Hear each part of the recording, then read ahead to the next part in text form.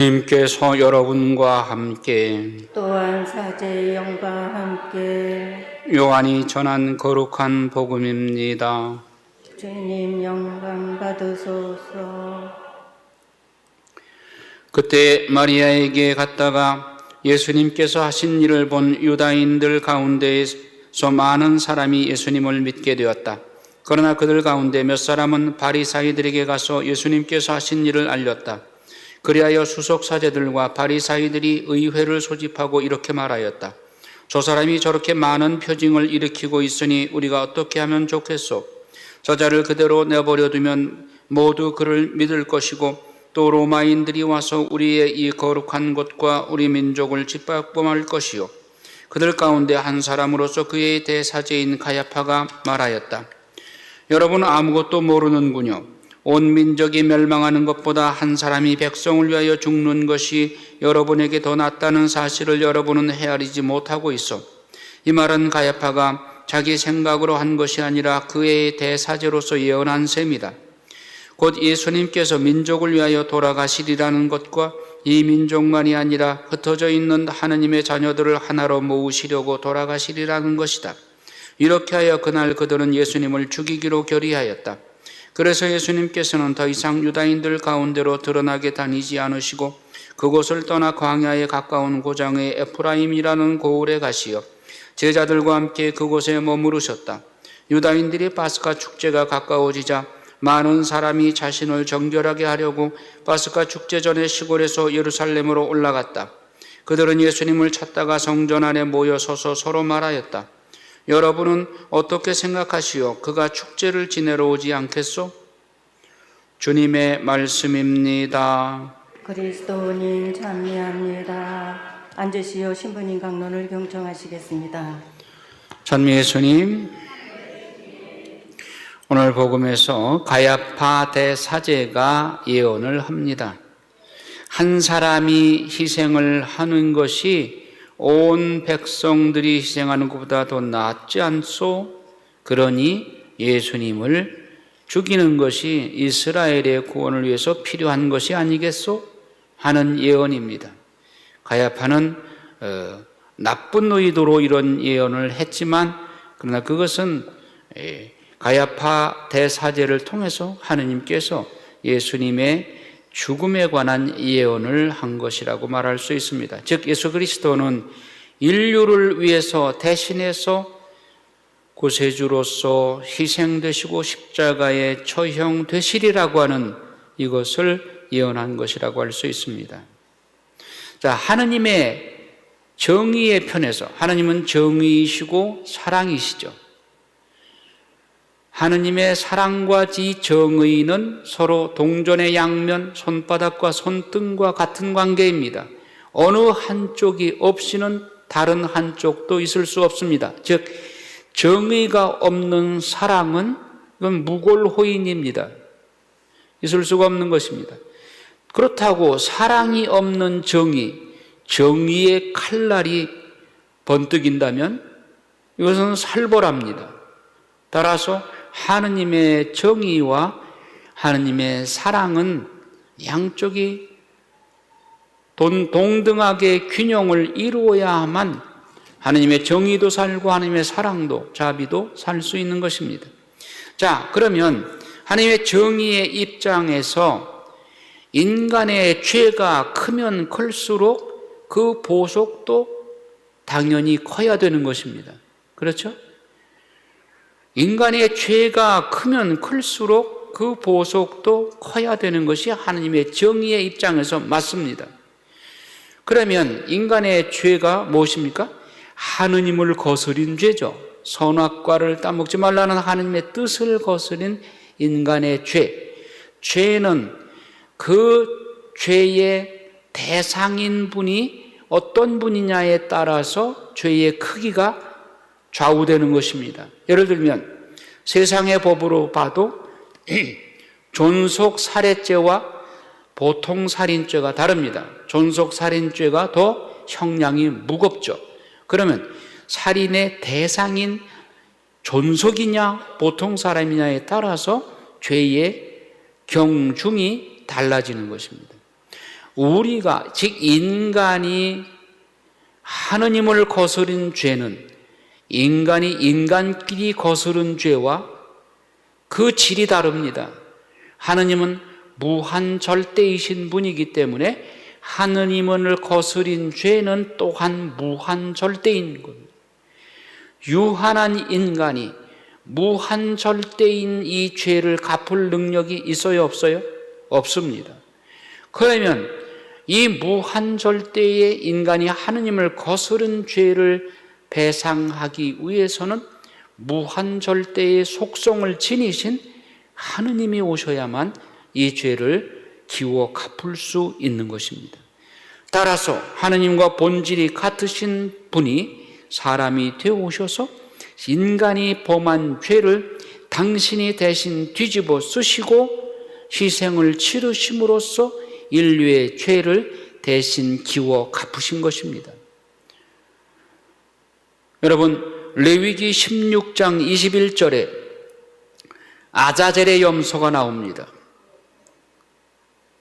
이스라엘 백성이 1년 동안 지은 죄를 아자젤의 염소에게 대사제 아론이 안수함으로써 이스라엘 백성이 1년 동안 지은 죄를 그 아자젤의 염소에게 전가시키고 그 염소가 이스라엘 백성의 1년 동안 지은 죄를 뒤집어 쓰고 영문 밖으로 나가서 대신 희생을 치릅니다.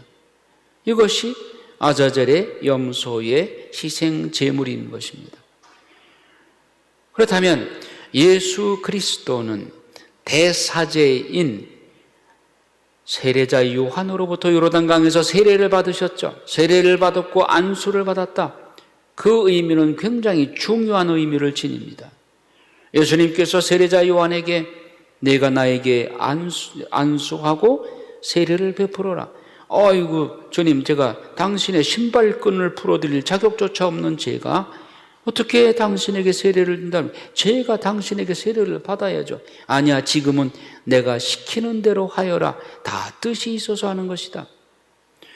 요르단강에서 예수님이 세례자 요한에게 세례를 받고 안수를 받은 것은 아자젤의 염소로서 인류의 죄를 당신이 대신 뒤집어 쓰시고 영문 밖에 나가서 십자가에 못 박혀 죽으심으로써, 말하자면 레위기 16장 22절에 아자젤의 염소의 희생을 치르신 것입니다.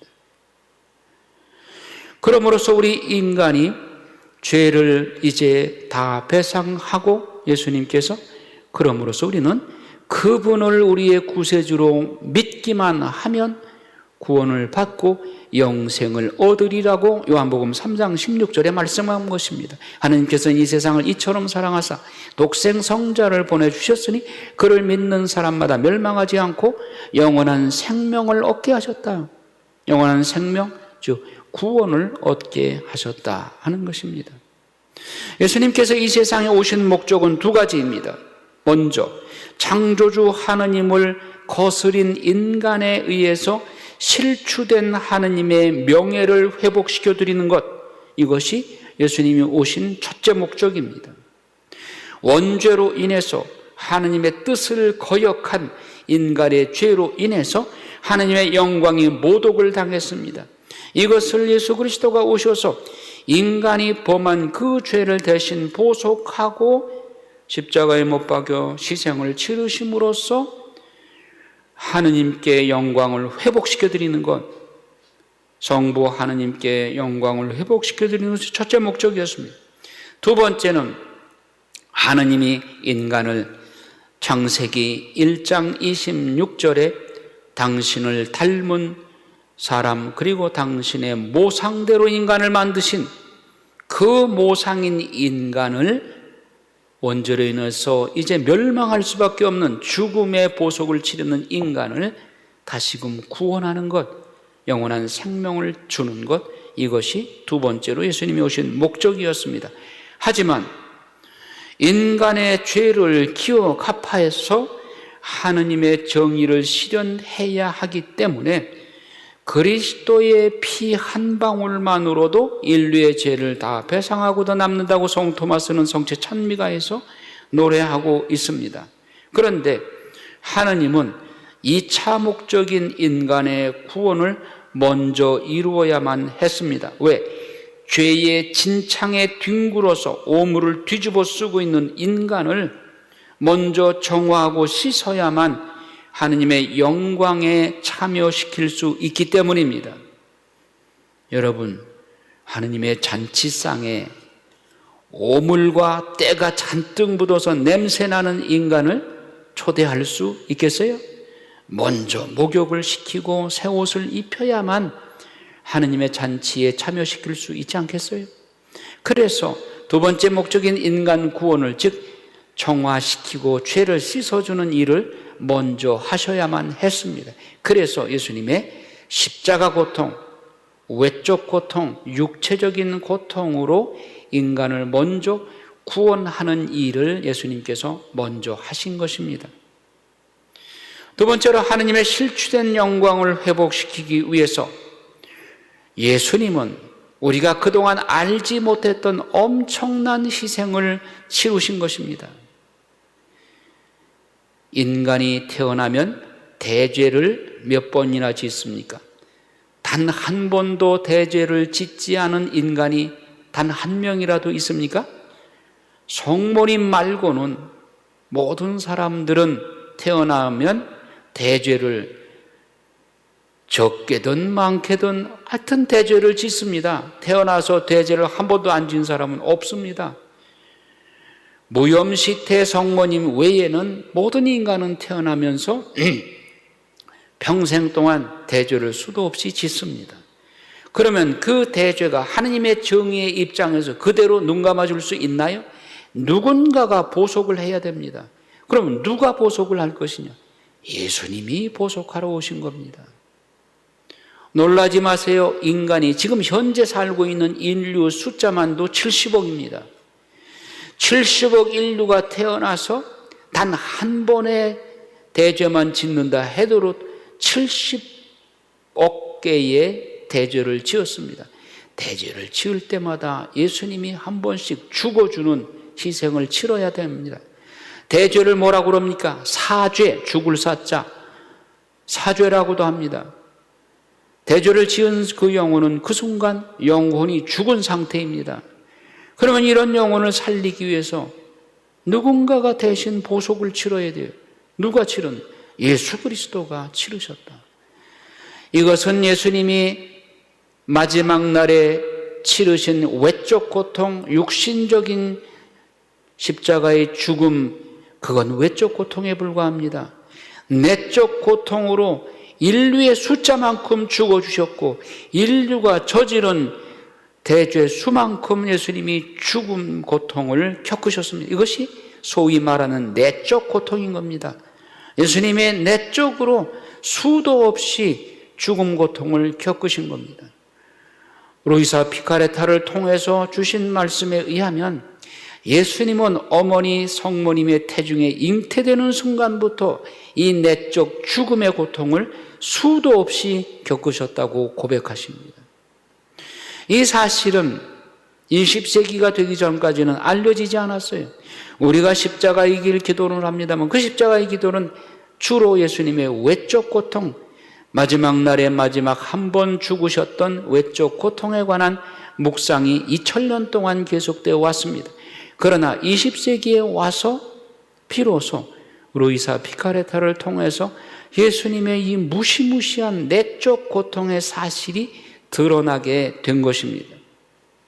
하느님의 영광을 회복하기 위해서 인간이 저지른 그 모든 대죄들, 그것을 보속하기 위해서 예수님은 내적으로 수도 없이 죽음의 고통을 겪으셔야만 했습니다. 그렇게 할 때 예수님이 하느님의 영광을 회복하게 되면 우리는 원죄 이전의 아담의 상태로 우리를 회복시켜 주시겠다고 약속하십니다. 예수님이 나자렛에서 30년 동안 숨은 생활하신 그 동안에 그분은 우리 인간이 행하는 모든 평범한 일상사를 몸소 체험하셨습니다. 예수님 목수 요셉의 도제 역할을 하셨죠. 그리고 성모님이 물기로 와라 하면 물기로 왔고 바닥이 지저분하니 쓸고 청소하고 휴지 줍고 해라. 그러면 그대로 했습니다. 우리가 일상사 안에서 겪고 있는 허들의 일들을 예수님이 다 겪으신 겁니다. 예수님의 30년의 나자렛 생활은 우리의 생활과 같은 생활이었습니다. 그때 예수님은 하느님이시고 참 사람이셨습니다. 하느님으로서 우리의 일상사 일을 같이 하셨다고 하는 것은 우리의 일상사가 하느님의 신적 권능을 회복할 수 있도록 준비 작업을 다 하신 겁니다. 다시 말하면 우리 인간의 이 평범한 일상사의 행위가 예수님의 신적 행위와 일치를 이루고 신적 행위로 성격될 수 있도록 준비 작업을 다 해놓으신 것입니다. 단 우리가 아담이 원죄를 범하기 전에 아담이 하느님의 뜻과 일치를 이루었듯이 우리가 하느님 뜻 안에 살기만 하면 우리의 일상사의 평범한 행위가 예수님의 행위로 바뀔 수 있고 예수님의 신적 권능을 지닌 행위로 바뀔 수 있는 것입니다. 아담이 원죄를 범하기 전에는 작은 신과 같은 권능을 누렸습니다. 하느님께서 모든 피조물을 다스릴 권한을 아담에게 주셨습니다. 그것은 하느님의 신적 권능을 행사할 수 있는 권한을 아담에게 주셨다는 말입니다. 동물들의 이름을 지어 붙이라고 그랬죠. 아담에게 동물들이 수백만 가지, 수천만 가지입니다. 그러면 그들의 이름을 지어 붙일 수 있었다는 것은 신이 아니고는 불가능합니다. 아담이 우리와 같은 평범한 IQ를 가지고 있다면 도저히 100만 종의, 수백만 종의 동물들의 이름을 지어 붙일 수가 없습니다. 여러분 보고 동물 이름 지어 붙이라고 하겠어요? 한 10마리 정도를 동물들의 이름을 붙였다가 첫 번째 내가 너 뭐라고 그랬지? 그럴 거 아니겠어요? 우리가 10사람의 이름을 한꺼번에 듣고 다 기억합니까? 어림도 없죠. 아담은 모든 종류의 수백만 수천만 가지의 동물들의 이름을 다 지어 붙였고 그들의 속성에 알맞는 내용으로 이름을 붙였고 그 속성들을 다 꿰뚫어 알고 있었습니다. 신이 아니고는 할 수 없는 것이죠. 신적 권능을 아담이 누렸던 것입니다. 그러면 우리가 예수님의 이 평범한 나자렛의 30년의 생활을 통해서 우리의 일상사를 그분이 체험하시면서 우리 일상사가 우리가 하나님 뜻 안에 살기만 하면 예수님의 신적 권능을 누릴 수 있고 아담이 원죄 이전에 누렸던 그 신적 권능을 우리가 누릴 수 있도록 준비 작업을 다 해놓으신 겁니다. 따라서 그분이 내적 고통을 통해서 우리를 이렇게 놀라운 변화로 이끌어 주시기 위한 작업을 다 해놓으신 것입니다. 그래서 예수님은 오늘 우리에게 요구하십니다. 본래의 아담의 모습으로 너희들을 데리려고 왔다. 우리를 이끌어 아담이 원죄 이전의 상태로 에덴 동산의 그 모습으로 우리를 이끌어 가기 위해서 예수님께서 오신 것입니다. 그래서 예수님은 신적 행위가 우리의 행위가 신적 행위가 될 수 있도록 우리를 성화시켜 주시고 신화시켜 주시고 성화 sanctification, 신화 divinization, 성화시키고 신화시켜서 우리를 작은 신의 모습으로 회복시켜 주기 위해서 오신 분이 예수님입니다.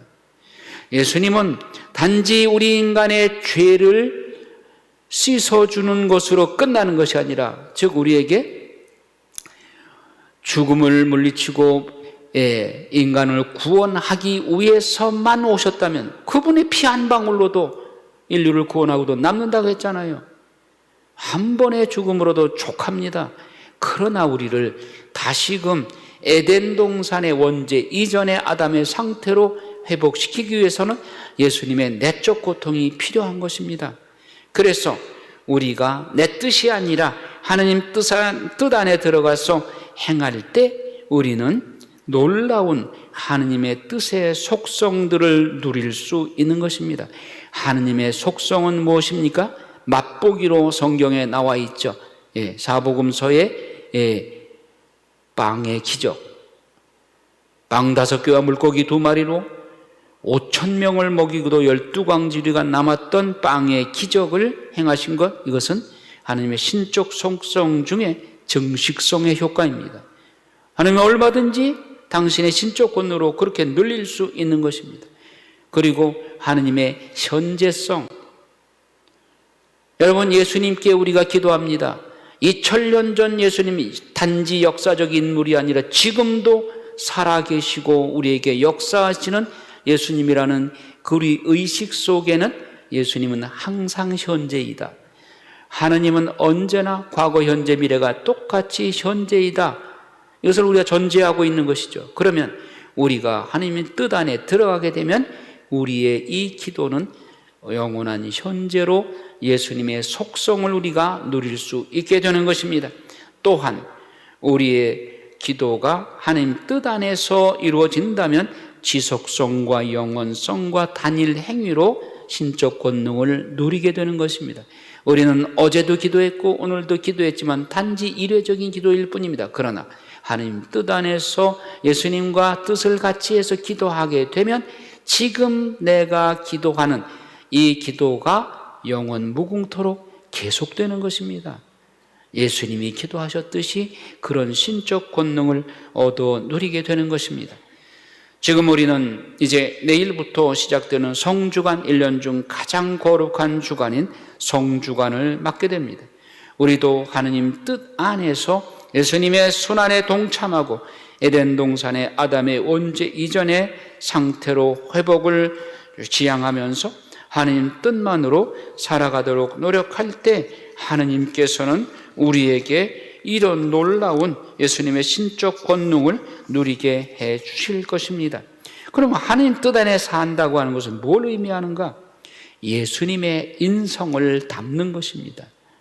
자, 여러분들 너무나도 쉽습니다. 예수님의 생각으로 생각하고 예수님께 기도하십시오. 예수님, 내 생각 안에 오셔서 내 생각에 나쁜 생각들을 다 지워주시고 예수님의 거룩한 생각으로 생각하게 해주십시오.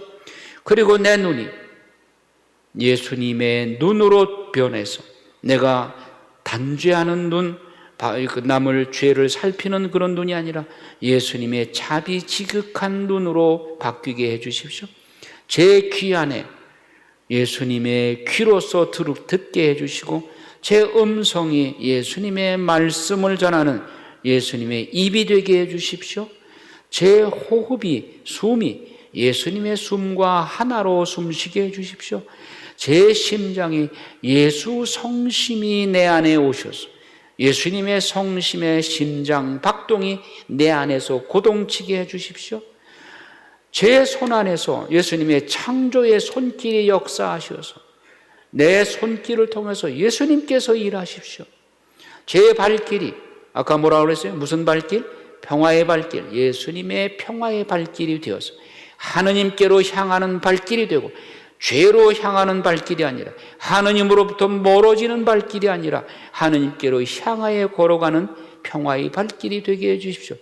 이걸 여러분들이 시시때때로 그렇게 예수님의 몸으로 예수님의 인성으로 변화되게 해달라고 기도해 보십시오. 그러면 바로 그것이 예수님 뜻 안에 하느님 뜻 안에 사는 삶이 될 것입니다. 하느님은 모든 피조물을 당신 궁전으로 삼으시고 그 피조물 안에서 여러분들에게 속삭이십니다. 나는 너를 사랑한다, 너를 사랑한다, 사랑한다. 모든 피조물 안에서 예수님은 나를 사랑한다고 고백하십니다.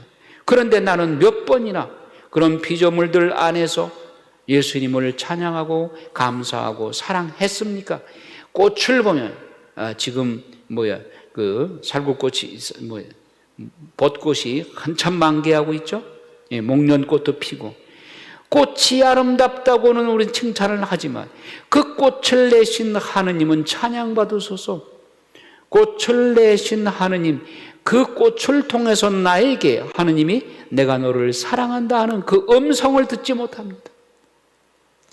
예수님의 귀로 변하면 그 음성이 들립니다.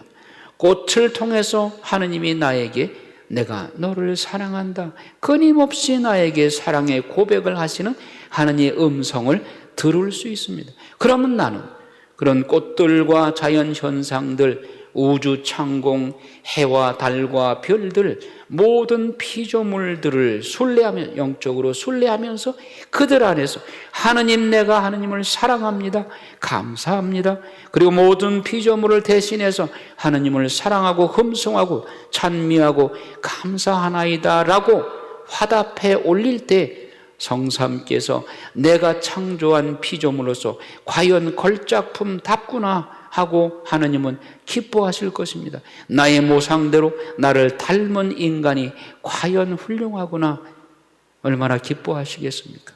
여러분 모두 이제부터는 모든 피조물 안에서 하느님을 사랑하고 흠숭하고 찬미하고 감사드리고, 아직 미처 이를 깨닫지 못하는 영혼들을 대신해서 바칠 때에 그들이 바친 것처럼 받아주시고 하느님 홀로 영광 받으시고 하느님의 뜻의 나라가 이 땅에 오셔서 에덴 동산이 이 땅에 이루어지게 해 주십사, 그렇게 기도하시는 여러분들이 되시기를 주님의 이름으로 축복합니다.